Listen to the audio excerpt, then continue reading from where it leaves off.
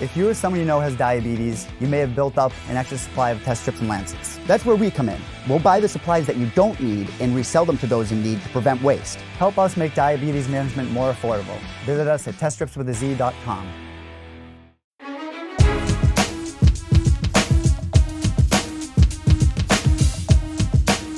All right, joining the show right now is the newest member of the UFC's bantamweight division, picking up a spectacular armbar submission over Armando Villarreal less than 48 hours ago on Dana White's Contender Series. Welcome to the UFC, the Jamaican sensation, Ode Osbourne. Ode, how are you? I'm good, man. I'm awesome, man. I'm doing well. You know, my shin hurts a little bit, but other than that, I'm good. How does that all sound? Welcome to the UFC. Does that just sound so good? Has it hit you yet? It has, man. It really has. You know what? To be completely honest, I've been telling myself that I was gonna be here for such a long time now that it's just like, honestly, it's more normal to me now than not. To be completely honest with you, it's pretty normal to me. And I think, you know, I've been in the game for a long time. You know, my social media is blowing up right now, exploding. I kind of like try to take myself out of, you know, I post a lot and I see what people are saying, but I try not to get super heavily involved in it because it's so easy to get dragged down by negativity and stuff like that. So I'm trying to start myself early. You know what I mean? In terms of like doing my research, it looks like, at least Tapology says this, you made your amateur debut in 2013. You had like 5 fights that year, and then you turned pro not long after that. So in terms of career trajectory and what you had envisioned, you know, you said that you've been kind of preparing for this moment for a while now, but is this the time frame you expected, or is this happening a little bit quicker than you imagined? No, actually, I pretty much expected an earlier time frame. I was at the time I was like, yeah, by 26, 25, I want to be in the UFC, but I was like unrealistic, you know what I mean? But no, man, this is a pretty great. Everything happened just the way it did, you know. You can't plan anything in life, man. That's why I believe in God, man. You can't plan anything. Everything will just happen the way it's supposed to happen, naturally and organically. What I thought was interesting heading in, because, you know, I was reading a lot of different articles about you heading into the fight, and then this morning as well, is around a year ago, maybe less, you decided to make a change. You were at Rufus Sport. You were at a gym with a big name, a lot of acclaim, and you make the switch to Pure Vida, and you know, it's another great gym, obviously. You got guys like Zach Otto there. You got guys like Montel Jackson there. And I'm not a fighter, but I would guess that, you know, you guys and gals have to have a certain level of comfort regardless of the name behind the gym. They need a place they can call home. And it seems like you found that with Pure Vida. In terms in terms of who you are as an athlete, as a fighter, as a person, you know, what sorts of changes have happened with you since the move to Pure Vida? Oh, man. So before Rufus Sport, I was at this gym called Waukesha MMA where I, you know, met my trainer, sensei, who eventually passed away in a motorcycle accident after about 6 years of, you know, teaching me the martial arts. And, you know, he just let me grow within the sport and let me be myself in there. He just let me go in there, have fun, be yourself. And so Rufus Sport's a great striking community. You know what I mean? They have some very good striking skills and everything.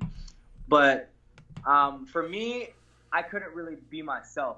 The culture wasn't just for me. You know what I mean? It's almost like, how to explain? I don't know, man. Like, my style is very unorthodox, right? I like to pull and do a lot of, you know, come at you from different angles. And just all round different variables of traits and combinations, etc. I think when I got to Pure Vida now, you know, they were just like, dude, you need to take off this chain that you got on.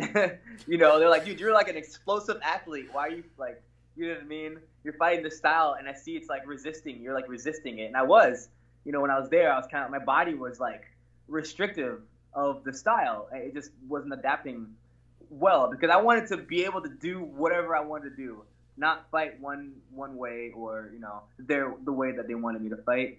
It just didn't fit my natural abilities. And dude, when I got to Pure Vida, man, they saw all the potential in me and all that I had as an explosive athlete, and they're like, dude, be athletic all the time. I was like, word? For real? I was like, man, I remember when I was over there, one of the times they told me, like, you don't have to be that athletic all the time. I was like, that's okay. So, you know what I mean? So that them telling me now at Pure Vida that I could be athletic all the time, I was like, what? I can take the chain off? So I just was like, took the chain right off, man. And off came the chain, and out came the abilities.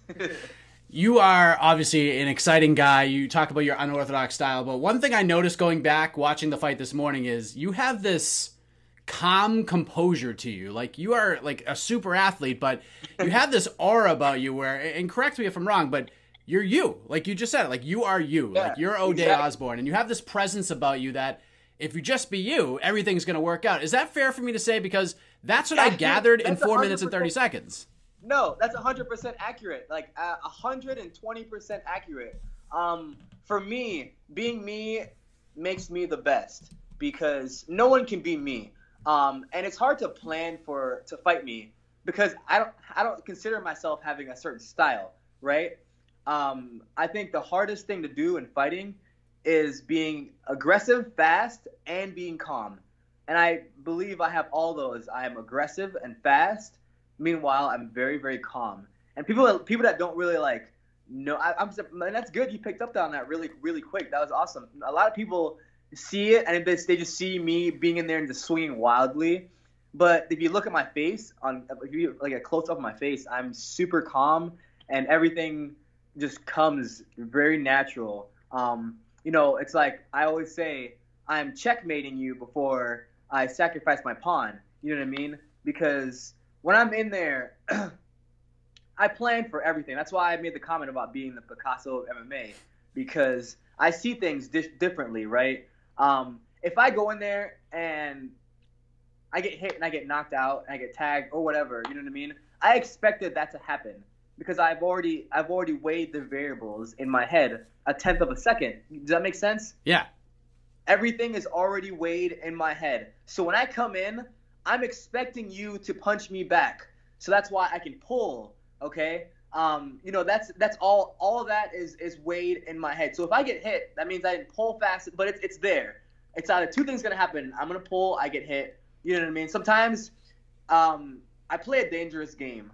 Sometimes I have to absorb a hit, so I'll kind of absorb a hit where it's hard to explain. I'll take one to give a couple where I don't take it like flush. You know, I'm not very stiff.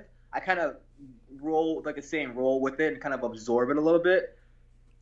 Force equals speed times mass. So that's why I say, man, when I say the Picasso, it's just so many different things. Like like all the different paint colors, man. That just happens within a tenth of a second. And so I'm seeing all that, and when that person punches, I go back, I hit. I'm visualizing like 12 moves ahead. So anything that happens to me, you know, whether I get submitted or I get knocked, I'm like, nothing's ever gonna be a surprise. It's rhythmic chaos. That's how I describe it. Yes, exactly. That's perfect description. Where does this confidence come from? Like, it's a very important attribute for anybody, no matter what line of work you're in, especially in the fight game. So for a lot of people, it's something that people have to learn with experience, with time, especially, you know, trying to get into the UFC or being in the UFC. Where does your confidence come from? It comes from three things. For one, I'm very spiritual. So for me, you know, obviously it comes from God. That's my first.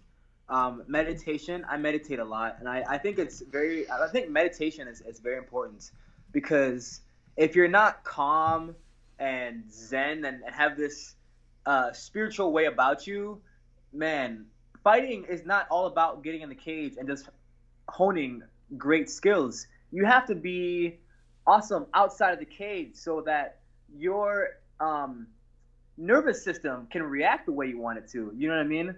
Yeah. Because when you're facing high intense situation, a lot of times your nervous system will do things that you don't even like see, and you'll just pick up on it in your fight. Like, oh, I just did that. I don't know. You know what I mean. Some things will happen, and you kind of will save you. So you wanna be able to meditate and clear your head all the time, because you don't want to take any of that stuff, any negative stuff or anything weighing you down into your fight, because that actually plays a big part of your fighting abilities. And so. That's two. And number three, I would say the people around me. The people around you who you surround yourself with, that definitely builds your confidence a lot. And just being humble. You know, I'm confident to a T, man. I'm very, very confident in my abilities, but I also am very humble. You know, I try to be a servant as much as I can. You know what I mean? When you were preparing for this fight, I know reading some interviews that, and you kind of touched on it as well in this conversation, that you felt your speed and the calmness behind that speed would be a big part of this fight. And you nailed it too. You said you'd submit him in the first round. That's exactly what you did. What did you see and learn about Armando along the way that sort of led you in that direction? I saw a couple of things. So leading up to the fight, I really don't like study my opponents that much, man. I watch one film on them and that's it. I really like the most recent film I'll watch, and I'm like, okay, that's about it. I think for me, I'm very unorthodox with everything I do. Not just fighting. I'm unorthodox with everything I do. I believe watching film, so much film can be overrated. For me, everyone's different. For me, because it takes you out of your element. A lot of times you can over prepare and plan so much for somebody that it takes you out of your element, and you don't ever want to change your style for somebody else. You want to make them fight your fight. You want to make them adapt to your style. You know what I mean? Yeah. So I saw that he was very, very aggressive, and when he threw kicks, I saw that he threw it with his body. He wasn't like real loose, and he didn't whip his kicks. They were just like very body heavy. He threw it like really stiff. So I saw myself catching a couple of kicks that he would throw. And I saw just how aggressive he was, but he wasn't calm, you know. So I knew I would be able to react easily on pretty much how aggressive you are. And you can train. Here's the thing: if you're not calm, if you're very aggressive, here's the downfall. You can train for my style, however you want, right? But if I come at you and I rush you and I throw about 4 punches at you, your instinctual aggression will come out. Now, if you stay calm, your instinctual aggression won't have you do anything reckless. But, you know, his game plan, whatever he planned to do, gets scrambled. So he just starts swinging, you know what I mean? Because he wasn't calm. So that's what I was going to do. I knew his coaches were probably going to be like, oh, watch out for his drop back and come with that cross. Watch out for the drop back and come with the cross. I knew that's what I figured that his coach was going to plan for him. So I figured I'd just, you know, swarm him, get his brain scrambled. His instinct, his aggression will come out, and then he'll start to swing at me. When he swings, I'll do my thing. So not only are you a fighter, a UFC rostered fighter now, but a lot has been made that you are a math teacher as well. And I talk to fighters a lot about having second jobs, and a lot of times it's for money and to, you know, supplement that income to train and to take this profession on as best as possible. But being a teacher, sure, there's money and benefits, some even better than most jobs some of these guys and gals have that are in the fight game. But I'm sure being a teacher and having the ability and the platform to inspire, that must mean a lot to you as well. And on top of that, I'm sure that job helps you grow in a lot of ways as well. It probably teaches you a lot more patience. It's like, in a weird way, that job can almost help you in the fight game, which is kind of a strange thing full circle. But do you feel that way? Like, does being a teacher help you become a better fighter? No, man. I'm actually an assistant teacher, but I do teach math, yes. But accurate, 120%. You've been hitting the marks all day, man. It really does. I take what I do in the gym and I implement it with the kids. Structure, motivation, and discipline. That's what drives kids, and that's what drives martial artists. And I think, you know, just being able to help a young adult accomplish something is more gratifying than anything, any amount of money. And you know what I mean? I money means nothing to me, to be honest with you, man. Like, I know I need a lot of money and to be able to help all the people that I am and want to help in my life and the community. But as opposed for, it's you know, it's opportunity. But as for, you know, like, that's what I'm fighting for, definitely not, man. Honestly, I wouldn't stop working with kids, man. I love it so much. They really, sometimes, you know, the fighting world is like a roller coaster, right? And you just go into school, man, and those kids joke with you, and they like, you know, they're like little adults, man. They know you more than you know yourself sometimes, because kids are, they're very intuitive creatures. They're very intuitive little people. When I say that, you know, we've had life-altering things throughout our lives to make us who we are. So it changes our perception, right? Kids haven't had that many life-altering things happen. So they're still very instinctual. So they feel out your vibe and they kind of roll with you and they help you in different ways that you don't know they're helping you. So it's good, man. It's really good for me. They help me and I help them, and we just kind of like go back and forth and we help each other. That's, I think it was Denzel Washington that said, each one teach one, man. Oh, I love that. And Denzel's the man too. I can quote Training Day all day long. Yeah. Sure. So would you say it's fair for me to say that, it's not the financial potential that being in the UFC brings to the table, but it's more important to have the platform to, be known and be able to do the things that you want to do outside of the cage? Exactly. No, that's accurate. It's nothing to do with financial the potential. Nothing, that money has nothing to do with it. It's definitely all about, the things that I want to build in my community. And I know I'm gonna need a lot of money to do it. So that's where I'm at. But as far as platform, I'm able to reach a certain level now and a certain audience of people that I wasn't able to reach before, So with that being said, I can voice my opinions about, positive things and positive changes that I want to obtain, and people will actually listen. And I think that's a beautiful thing. I think it's being in the UFC it's almost like a power, and I want to use my powers for good. You're like Captain. Captain Planet. Thank you. Yeah, exactly. and that's me, man. I'm not like, I don't have any I don't got no PR people telling me what to say or anything. That's how I am. I've always been like that, man. That's me.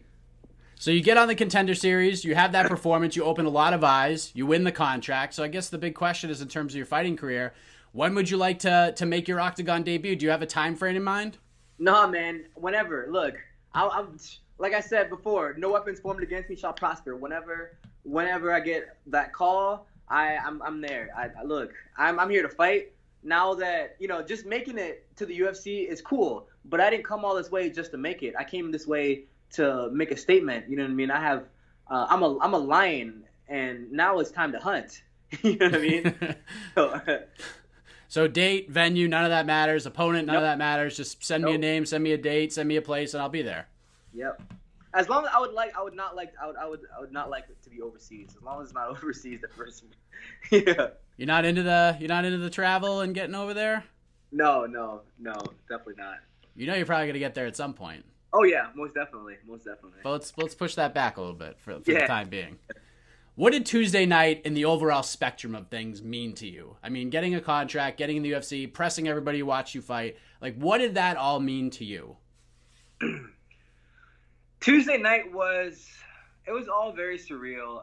It meant more to me because of the task that I knew that I had at hand. But in reality, I knew that I needed to accomplish this for the greater good, if that makes any sense. Right.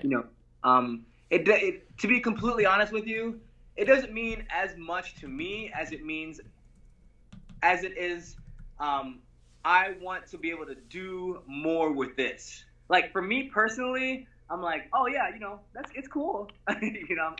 But I'm more like, all right, man, now I can do a lot. Here we go. I can do a lot with this now. You know what I mean? In my personal life, just with me, it doesn't really mean anything, to be honest, man. I love where I'm at with the UFC, but I want this so I can inspire people, and I want to be able to shake up the world outside the octagon and inside the octagon. It's the beginning of the beginning. Yeah, exactly.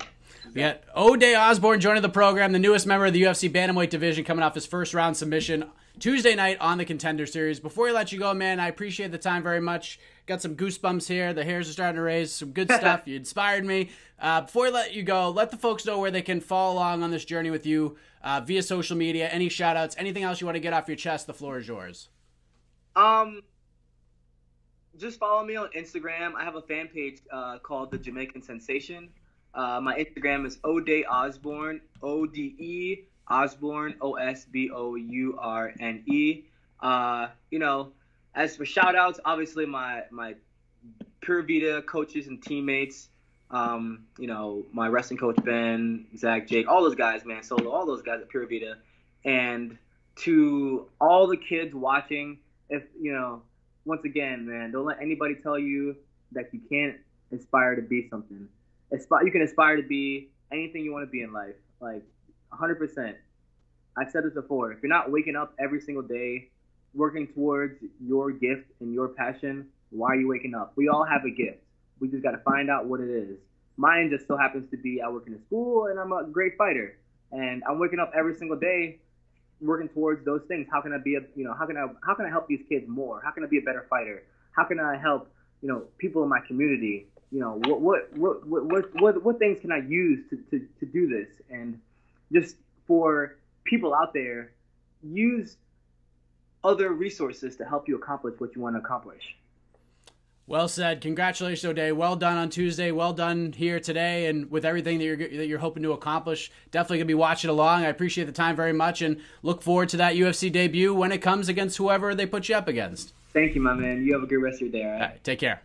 All right.